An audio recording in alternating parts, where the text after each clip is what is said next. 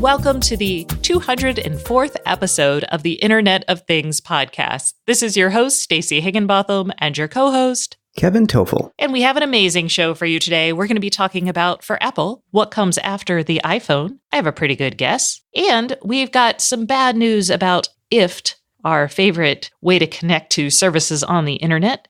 Osram, the lighting company, is for sale. And we're going to talk about new smart circuit breakers. This is Leviton's consumer-oriented news, but we may talk a little bit about it in the industrial space, because why the heck not? We've got some news about another platform going to NB-IoT, and Kevin has some thoughts about how Google can compete against our buddy Amazon.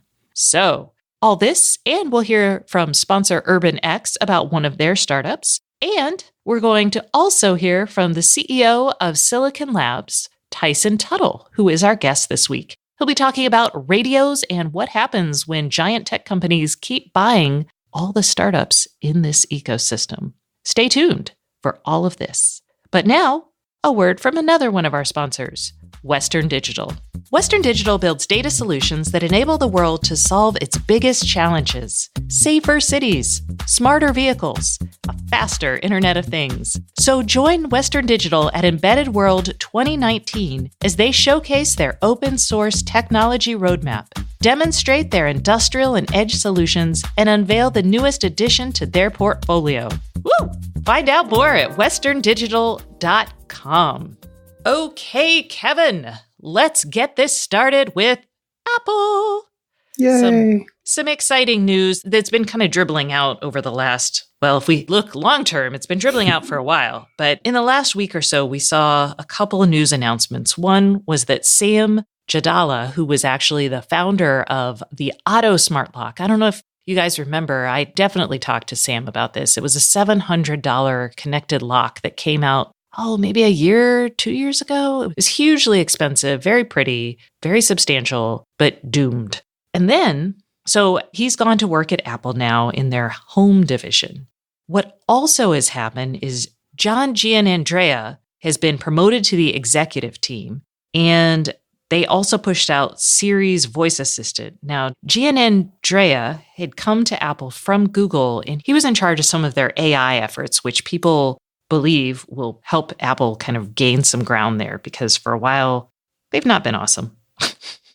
Giannandrea was at Google doing machine learning, and now he's Apple's SVP of machine learning and AI strategy. He reports directly to Tim Cook. That was a change that happened. And so basically what we're seeing is the elevation at Apple of AI and machine learning to be a more critical topic. Which is much later than its competitors, I would say.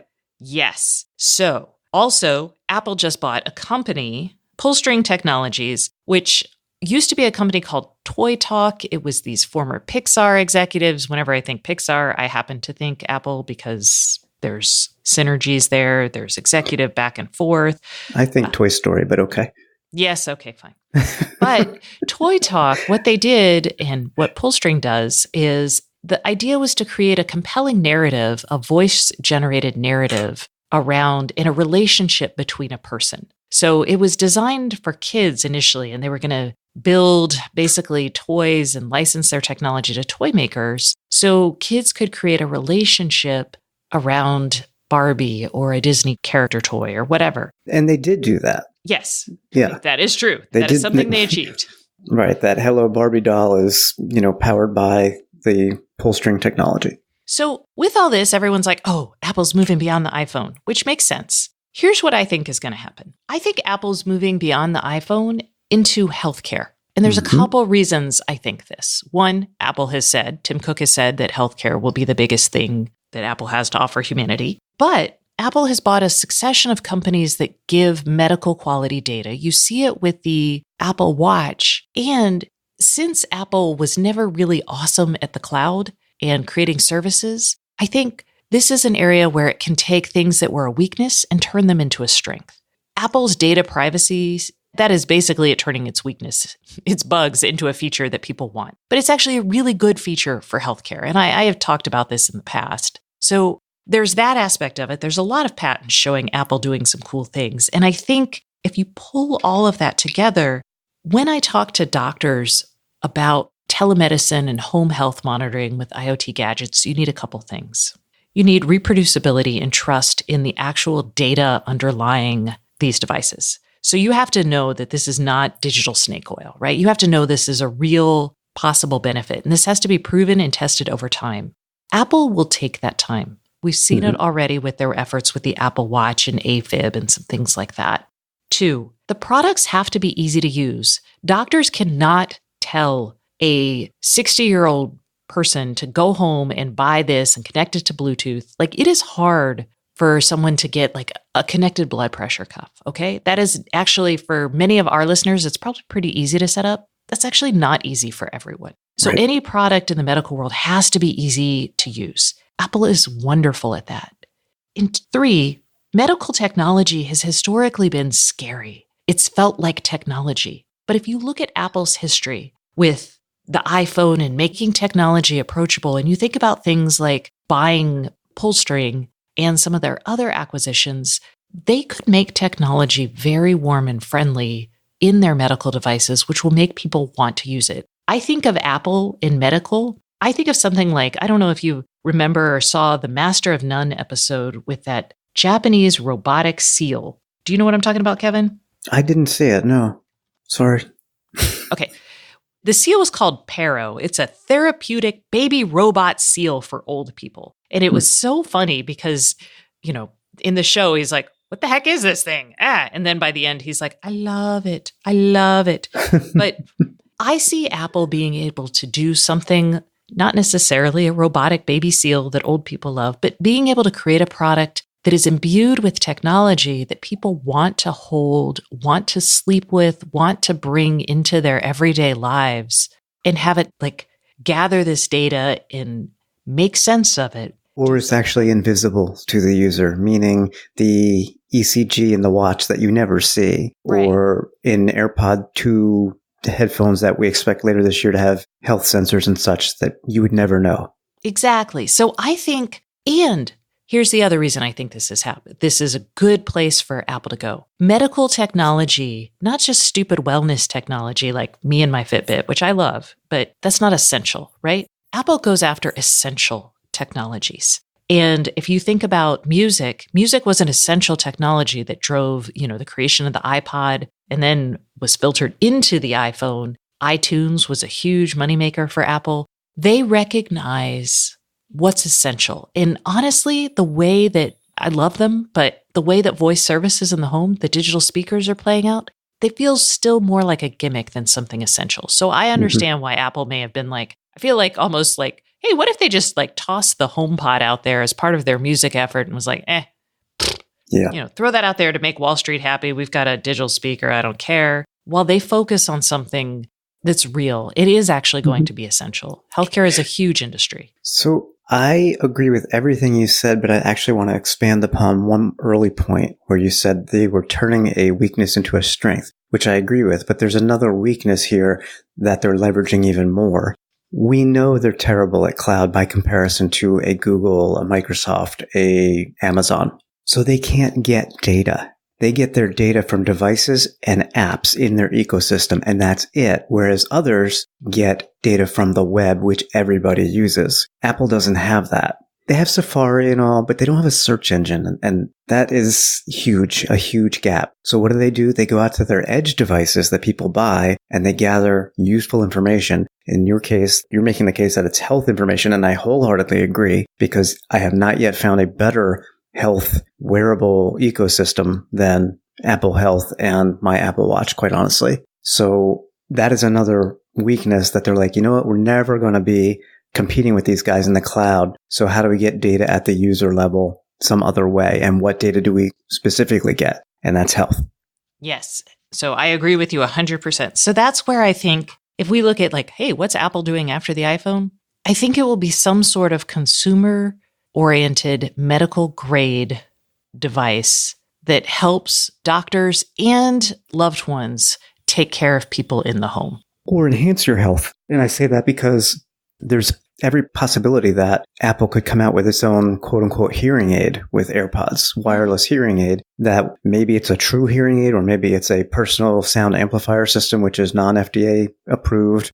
and it's affordable, it works, it's quote unquote magical, and they enhance somebody's life by doing that. Yes. So that's where that's going, I think. I agree. Feel free to argue with us whenever you want.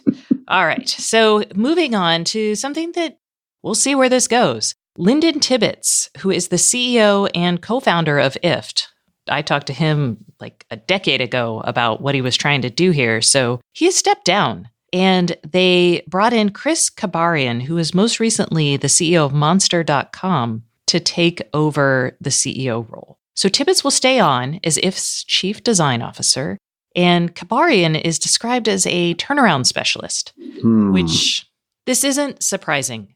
It has been really, like, Lyndon started IFT with a wonderful vision. His vision was to basically create a way to interact with digital objects the same way we would interact with physical ones. So his example to me was, if you have a coffee cup on your desk, you can use it as a coffee cup. You can use it as a pencil holder. You can use it as a paperweight. But in the physical world, you see something and you have all these ideas for how you can manipulate it and use it. His idea was to create a platform that allowed you to do that in the digital world. So you could take something that was intended for something else and adapt it to your means.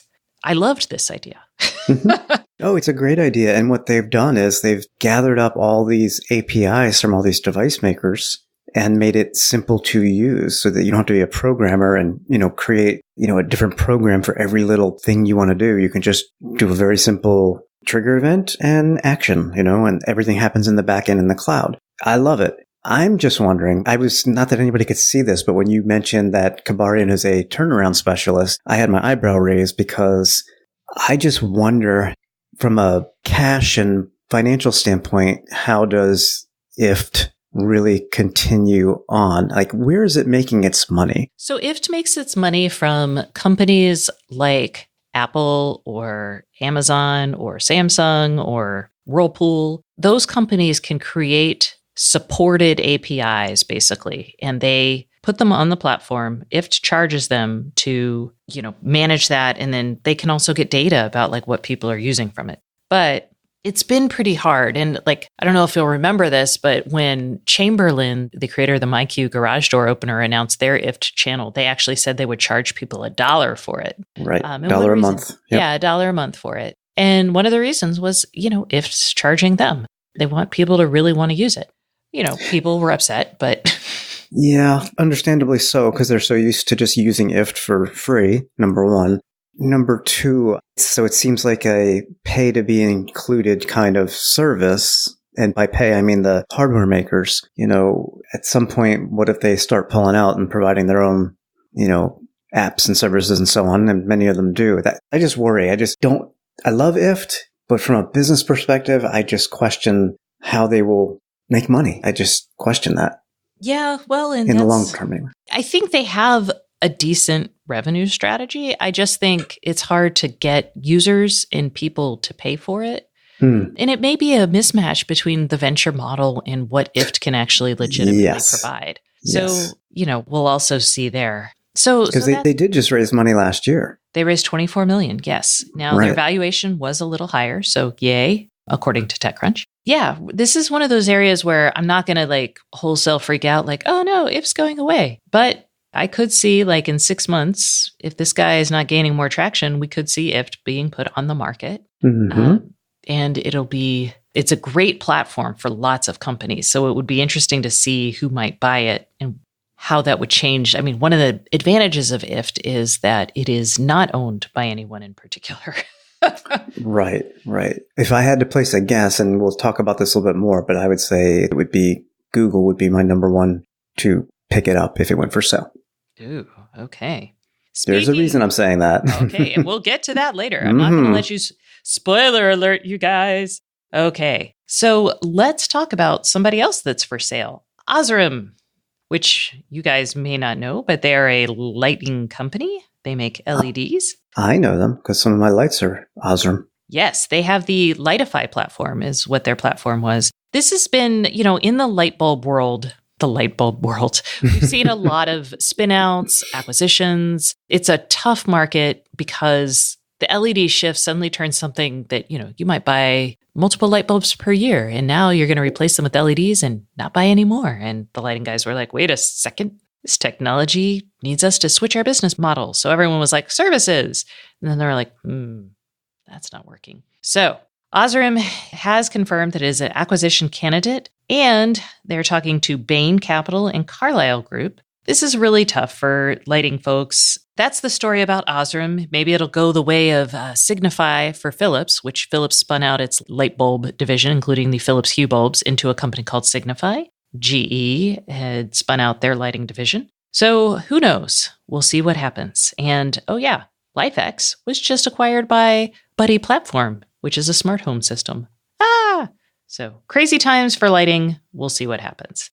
Alrighty, let's talk about this story. A couple weeks ago, Nest basically said, hey, you can now use Google Assistant on your Nest Secure system, and specifically the Nest Guard platform. You have to opt in because you're going to activate a microphone on this particular device. Wait, it has a microphone? What? I know. So that's kind of how the world felt about this. They were like, they didn't talk about that. And we talked about that on that particular show. And then last week, we talked about it with regards to smart televisions because we were on a privacy-related hunt around smart televisions. And we discovered that it was unclear if certain TVs had microphones in them or not, which we felt was kind of like, not great. No, you got to list this stuff in the specs before a customer even purchases it. They don't want to find out afterwards. Exactly. And so Business Insider, kudos to them for calling them out. They sent a media request to Google and basically was like, how come you never told anybody that there was a microphone? And the response they got back was the on-device microphone was never intended to be a secret and should have been listed in the tech specs, the person said. That was an error on our part. You think? So. Yeah. It's just like the conversation we had about smart TVs. If you're going to have microphones, cameras, etc., it's all got to be listed in the tech specs up front, front and center so that people know what they're buying before they buy it. Which leads me to this week's newsletter. I am going to write about what I feel like the ideal truth in labeling law for IoT devices should look like and what sort of things should be covered in a company who's selling a connected device, what sort of things they should include as part of that. We've talked about some of those things, but it seems like every several months we end up adding something new to the list. Yeah, we're like, that felt obvious, but I guess it wasn't. So, all right. And as we learn more about how companies can use things. So I'm sure this will change. Feel free, if you hear this before, the end of the day, Thursday, you can tweet at me your suggestions of things that should be in there. Maybe they'll make it in the list. So let's talk about smart circuit breakers. What? Leviton has announced at the International Builder Show a connected smart circuit breaker that ties back to their devices. This is a really cool device. People are very excited about it. I just want to say that this is not the first one of these. Schneider Electric and Eaton, both big makers of those panel boxes outside your home, both have these. Most of them, they're targeted at the industrial space. So this is at the home. In the home market, there's actually a large number of products that try to do energy monitoring for you, either at the circuit box, which is complex and a pain in the butt to install, or maybe at the plug level. And some of them just clip onto wires and say that they can manage all of this stuff and distinguish different devices based on their electrical signature. So there's a rich history of this, but historically this hasn't caught on.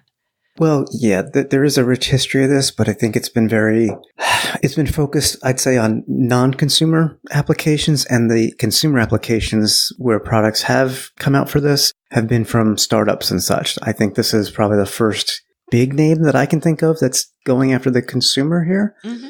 And I think that's going to be a huge benefit. I also think you can't just have a smart circuit breaker and expect to have everything go hunky-dory. You need a platform that it works with, and Leviton has that along with a range of other products. So I think they've got the shot to succeed where others have not been so successful here. Okay. My question is, how much does this cost? And we don't know yet. We don't know. It'll be available in the second quarter of 2019. So we'll presumably find out then. Historically, when I have tried these devices out, I have come to the realization that they don't help. I was going to say, what do you really get out of it other than some cool data? So you get this awesome data and you're like, hot diggity. And there are some low-hanging pieces of fruit, right? So you may see a space heater that you're like, holy crap, it is way cheaper to, heat my entire house than using this energy-guzzling space heater. So there may be things like that. But after you switch all your light bulbs out to LEDs, after you eliminate the space heater, you're left with things that are harder to get rid of. I already knew. Yeah, like your hot water heater. So one of the advantages is, what I'd like to see is more integration between some of these companies that produce like Rheem, for example, which makes hot water heater. If they can like come up with an app that takes advantage of Leviton's, circuit breaker and automatically like lower the temperature when it seems likely to not be needed. There are companies that actually do that right now. Or Whirlpool takes advantage to say, like when I want to start my dryer, it says, hey, by the way, we're in this kind of demand response situation. Can you wait 30 minutes? Do you really want to do this now? Right. So there's some options, but those options rely on a lot of integration. They rely on the idea that the consumer is going to want some sort of intensive demand response thing. And I don't know if we're there yet. I agree. I don't know if we're there yet. And the utility. I was just going to go there because you're talking about like at the micro level. At the macro level, this could fit in nicely with something we talked about a few weeks ago about, the possibility of Amazon and or Google sort of getting more into the energy utility space by capturing all the data and suggesting to people maybe, hey, if you lower your Nest right now, you can save on energy because we're at high demand. Or I think the example was that Google actually did with Nest was during a solar eclipse. Yes, they pre-cooled people's houses. Right. They pre-cooled and therefore they didn't spend as much, over time. I think it saved like 700 megawatts of power by the several thousand people that were, pooled into this test. So I think it's more of a macro benefit than a micro benefit, but who knows?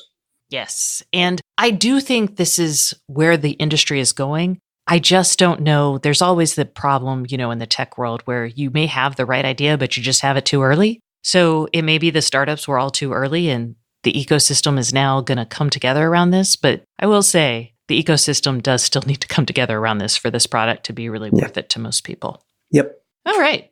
So let's talk about ecosystems. Libelium, which is one of the first IoT companies I think I've ever dealt with. They are a European company and they basically started out with like these things called WASP moats. They were little LoRa-based networks. It was a sensor network for agriculture, for smart cities, for whatever. And they just announced a partnership with Ericsson that is going to provide NB-IoT modules that will work with the Libelium ecosystem. So this actually reminds me very much of kind of the shift that Sigfox was making around open sourcing its network a little bit, just because these are all low power, wide area network providers. And we're basically seeing them try to we've established solutions. We've got customers. We understand this. Let's broaden the number of radios we support or get more people in here so we can basically build a business. Yeah. And what they're doing, they're starting out with a developer module that you can purchase. The module will work with NB-IoT, as you said, LTE Cat-M, and some older GPRS networks just in case there's no NB-IoT coverage. So, yeah. Yeah, so this is just a see little who piece uses of, it. Yeah, it's a little piece of news, but I think it's indicative of kind of an opening up in the low power wide area network space. So, okay, and let's talk about Google and its plans to compete against Madam A. And I think this is why you think they might want to buy IFT, or they'd be likely to buy IFT. Yes, assuming IFT were, to go on sale, yes, I could see Google jumping in there. And the reason being, and I didn't even know about the IFT news when I had this thought, I saw some figures over at Search Engine Land from a couple days ago, and they reported the number of Google actions in the US versus the number of skills for Madam A. And it's insane what a difference there is. There are roughly 60,000 skills for Madam A as of January. There are only 4,253 Google actions. Ugh. That is ridiculous. I know Google is competing better in the hardware side. They're selling more Google devices, the home devices, largely due to sales, I would suspect, reduced pricing. But it doesn't matter if you can do more with the Madam A on your own. And I started thinking about this, even though I use Google Home far more than I use Madam A. There's a huge difference, though. I went into the apps for both. And it's so easy to find skills for your Echo. on your phone. You can go Mhm. on the web, of course. You can install them from the web and so on and so forth. But you can search for them right on your phone. That's it. The discovery is very good. Not so with Google. In fact, I can't even find in the app where you would enable or look for actions because there isn't a way to do it that I know of. I went through every menu I could find. You have to go to a website and then you would enable it from there as well, just like you do with Madam A. So that's a problem. Discovery is just not even there. Not on the phone anyway. The other big thing is I started looking at the Google developer blogs versus the Amazon developer blogs. And there's a dedicated one for Madam A. And we've referred to it many times on the show because there's always something to talk about. There's always, we've introduced this new API. We've introduced these blueprints. Here's an easy way to create a skill. There's just a lot of, I wouldn't say hand-holding, but a lot of direction for both developers and non-developers to make skills. Whereas with Google, there's just one developer blog, and I went through every post from the beginning of the year till now. I think I found like 2 that had to do with Google Assistant interactions. It's just not, they're not touting it enough, and they're not making it easy enough. This is classic Google. This is what Google does. They're like, we have invented something amazing. We'll throw it over the wall. And if anyone wants to pick it up, you should pick it up. Developers will come. Yeah, and that's, you can They're make not. the best, coolest thing, but people will not show up if they don't know about it or they can't, even if they see it. People are so busy. Developers, normal people, we're all like inundated with information. If you don't tell us why it matters, it's not going to matter. Yeah. And I'm not sure on this one. I'm going to have to double check it, but obviously you can buy or pay the developer for a Madam A skill. I don't know if you can do that with an action on Google. If you can, and again, I don't know for sure. If you can't, then what's the developer incentive? Right. Well, yeah. I'm like, well, you're on a cool voice platform, but Google isn't the cool voice platform. There was actually, I think Strategy Analytics just put out numbers saying that their Q4 smart speaker shipments grew 95% to about 38.5 million units. And Amazon was by far the winner there. So, yeah. I mean, Google's catching up on the hardware side, but it doesn't matter if, those skills or actions aren't there or discoverable. It's just limited utility and people will get bored with the same old, the functionality. That's why Google, I think, does far more in creating new functionality. Like they just added the language translation for conversations on the smart displays. And it's fantastic, but they can't keep inventing everything there. Yeah. And they invent some really cool stuff, but implementing it, that's where they fall down. Like, I mean, I have had so many issues with Google Home that I'm just like, please, Google, please. I think you hit the nail on the head. It's typical Google to just say, we're Google. We'll just make this and people will use it. People will adapt to it. People will develop for it. They can't do that anymore. Not if they really want to get consumers. And in this case, they're not free, right? It's one thing to be like, we'll give you an awesome Gmail product for free. Because email was something people understood at the time. And basically the big value was like, oh, it's free and it's searchable. But here it's whole new functionality, whole new type of product, and people don't know what to do with it, including developers. So, okay. I agree with you, Kevin. All righty. Well, we have covered a lot. There is definitely more we could cover, but we're going to stop here and move to our Iot Podcast Hotline. We have this week's voicemail from John. But before we go there, the Iot Podcast Hotline is sponsored by Affero. With the 5th largest IoT patent portfolio in the world, Affero provides a proven IoT platform that doesn't risk your brand. Affero customers have experienced as much as an 80% reduction in time to market and 10x higher activation rates. Learn more at affero.io. If you want to be entered to win a Wemo dimmer switch, that's this month's prize, or you just have a question and want us to answer it, give us a call on the hotline at 512-623-7424 because we will both enter you to win that dimmer and we might answer your question. So let's go to this week's voicemail from John. Hey guys, this is John in upstate South Carolina. I love the show, a longtime listener. I have an issue at the house. I have a wheelchair-dependent wife. And I have lots of Smartthings. We're Amazon Alexa. We have Smartthings Hub, Wink Hub, Hook Hub, Insteon Hub. But I need a panic button, an IoT panic button, something that I can program to put them around the house, and if she has an issue, if she has a fall or something, she can hit the button and it will alert. Prefer to send either a text or an email to a user configurable list. I can DIY if you guys have some suggestions, but I've had a hard time finding anything that's not tied to a contract. I hope you can help. Thanks for the show. Keep it up. Bye-bye.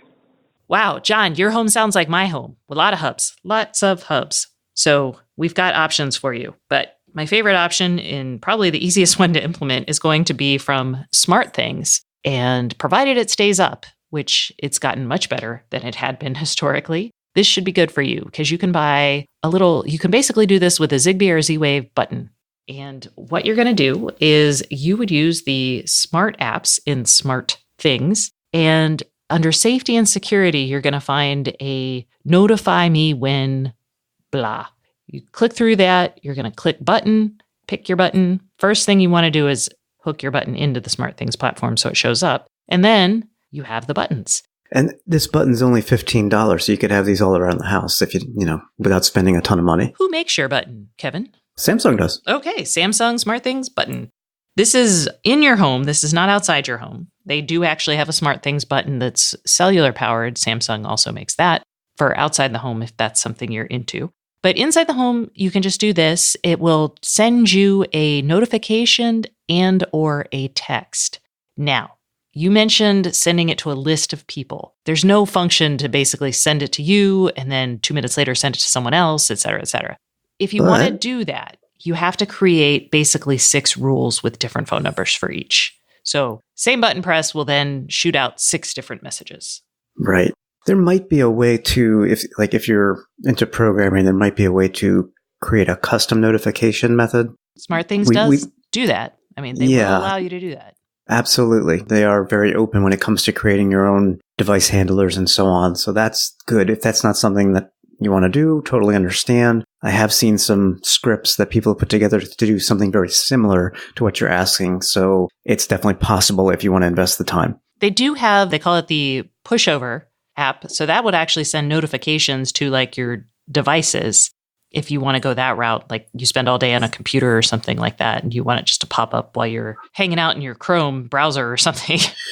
Right. Yeah. Pushover is an API service that will basically turn something into what looks like a native notification, just like when an app sends you a notification on your phone instead of an email or text. It's that kind of notification we're talking about. So that's possible. And that's very customizable. Again, you might need to do a little bit of programming, but I looked at it and we're talking maybe 10 lines of code, and you could probably have some rules that say after 2 minutes, ping this person via a notification, then this person another 2 minutes later. That kind of gets out of the simple solution, but it's doable. So that is our recommendation for you. You could also do something via IFT, but we didn't like it because of latency and reliability issues. Right. So that's why we went with what we went with. Plus, cost-wise, you could pop these buttons all over the place. So there you go. Yeah, $15.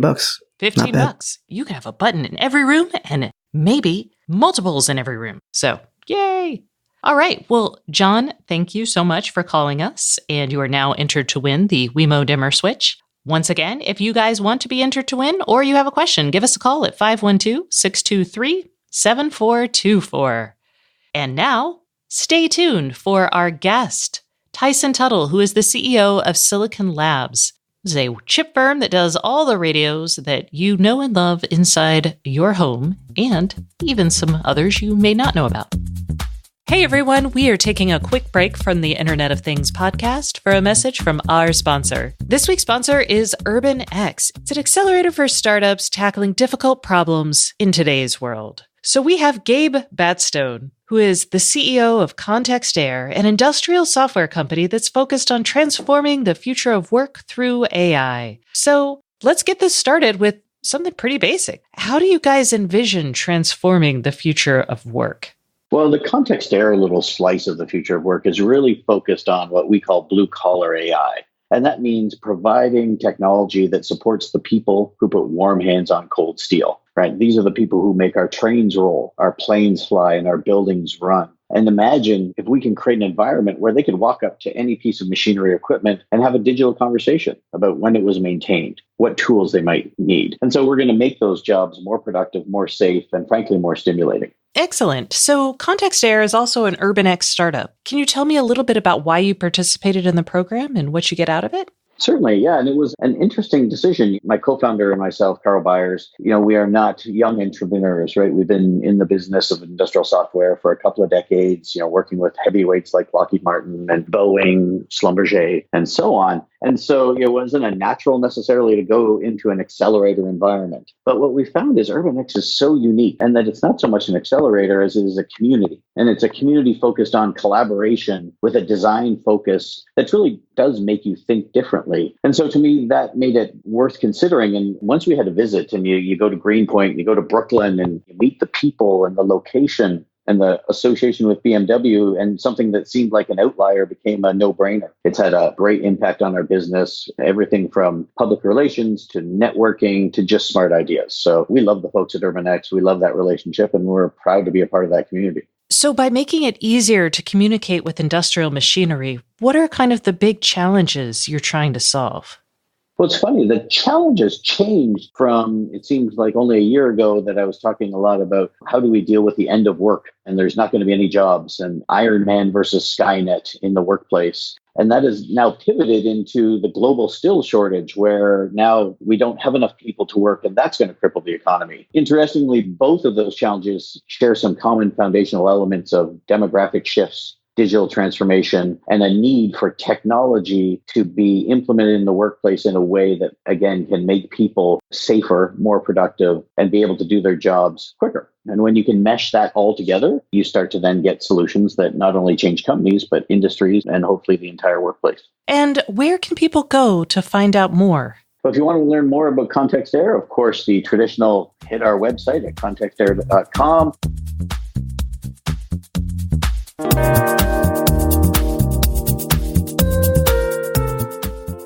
Hey everyone, welcome back to the Internet of Things podcast. This is your host, Stacey Higginbotham, and today's guest is Tyson Tuttle, who is the CEO of Silicon Labs. It's a chip company here in Austin. They do all our favorite networks on the show, Z-Wave, Zigbee, Wi-Fi, Bluetooth. It's fun. They also do other things. So, Tyson, how are you doing today? Doing great. I really appreciate you for having me on, and I'm excited to talk about all the stuff going on in IoT. Awesome. Before we go on, though, I know you guys don't do just radios. What else do you make? Well, we do over half of our business now is in IoT type of products. So we do microcontrollers and wireless connectivity, all the different ones that you just mentioned. But we also have products that go into infrastructure applications like high-speed data centers and optical communications and wireless infrastructure, and then a whole bunch of products that go into automotive. So we work in a lot of areas, but what's really kind of cool is that if you think about, where electronics go in our lives, we're working on a lot of the things that are going to be these long-term trends that are going to, kind of transform the economy and the way we live. All right. So let's talk about, again, radios, because that's where I want to kick this off, because that's almost where everything begins. I feel like we're in this weird point in the smart home where Z-Wave and Zigbee feel like people are less inclined to use them and people are more inclined to just go Wi-Fi and Bluetooth. Meanwhile, we see things like Bluetooth and even Zigbee pushing into the enterprise and somewhat the industrial world. So I'm kind of like the smart home things and the personal area networks are all moving into these new areas and Wi-Fi is just like everywhere as always. So talk to me about what you see with the future of radios in smart home, maybe industrial. Yeah, so if you take a look at, let's start with Wi-Fi, and which is the ubiquitous technology that we all have in our homes and in our smartphones and in our laptops and tablets, and I guess televisions and other streaming media devices. That's really where it started. And the reason for a lot of these other technologies is because there are some things that Wi-Fi has the challenge with when you have to operate off of, very low power. A lot of the things that we do in IoT are command and control. And, for instance, a door sensor or, a window sensor or something that you throw under your sink to measure water, all those sorts of things, those have to run off of a battery for a long time. And, they'd like to be off of a coin cell. And that's not really a good application for Wi-Fi. Or you can even think about a door lock. You don't have power in your door lock, so you don't want the batteries to give out very quickly. And so that for those command and control applications, these other technologies, in particular Zigbee and Z-Wave, and we're leading providers of both of those protocols, they're really much more tailored to the command and control networks as opposed to Wi-Fi. And another aspect of this, which we can get into, is that Zigbee and Z-Wave, they interoperate with other Zigbee and Z-Wave devices and know how to talk to one another. Whereas on Wi-Fi, you typically just hook up to the internet and, you're talking to the cloud, but there's a robustness aspect to that too. So a lot of the home security systems, for instance, are on the Z-Wave protocol, or a lot of the lighting applications. If your internet goes down, you'd like for your lights to still turn off and on and for that to all work together. And so those are some of the reasons why Zigbee and Z-Wave have, taken over in the smart home market and in the home security market. So you're saying that Zigbee and Z-Wave are still a big player in the smart home. And I don't disagree with that today, but even at CES, we saw 2 Wi-Fi locks launch, which I thought was crazy. One's solar powered and one is apparently highly engineered to not require a bunch of battery life. So I look at this and I'm kind of like, it's so much easier. I'm not saying Z-Wave and Zigbee will ever go away. I'm just thinking that they'll have a smaller slice or maybe the same slice of an ever expanding market. I think that there's room for multiple wireless technologies in the home, and we can stay on the smart home for a while. And we've also got Bluetooth for streaming audio. We've also got Bluetooth for a lot of the consumer devices that need to connect to our smartphones. But there are a lot of, you have 2,700 Z-Wave devices available and lots of different things going on there. And you have tons of Zigbee devices that are out there, everything from smart plugs to the home automation devices and all of that. And then you have the hubs, which are getting created that have, multiple wireless technologies. Just like in your smartphone, you have LTE and the cellular technology, you have Wi-Fi, you have Bluetooth for different use cases. I think that there's room for multiple technologies within the home. Certainly, as you look at the limitations of Wi-Fi, and we haven't really even started talking about mesh type of technology, where Zigbee and Z-Wave are both mesh technologies, and so the devices can talk to one another and it forms a more robust network, whereas Wi-Fi is typically a star network where you're just talking into the hub. And they're addressing that with some of the, like Eero or... I was going to say, everybody has a mesh now. Yeah, we've got Wi-Fi mesh. Maybe all your listeners Bluetooth do. mesh. I certainly have that in my house, but that's, not necessarily the way that everybody has things. So, I think that there's room for both. And you look at the trends. The number of Zigbee devices sold and the number of Z-Wave devices sold is increasing substantially every year. And also, as you talked about, particular on the Zigbee side, getting into some of the industrial applications as well as Bluetooth. So that's also an interesting trend. I know that we haven't focused much on the industrial and enterprise use cases, but those radios are trying to get traction in that world. What do you think something like Bluetooth needs to really gain adoption in the enterprise or industrial space?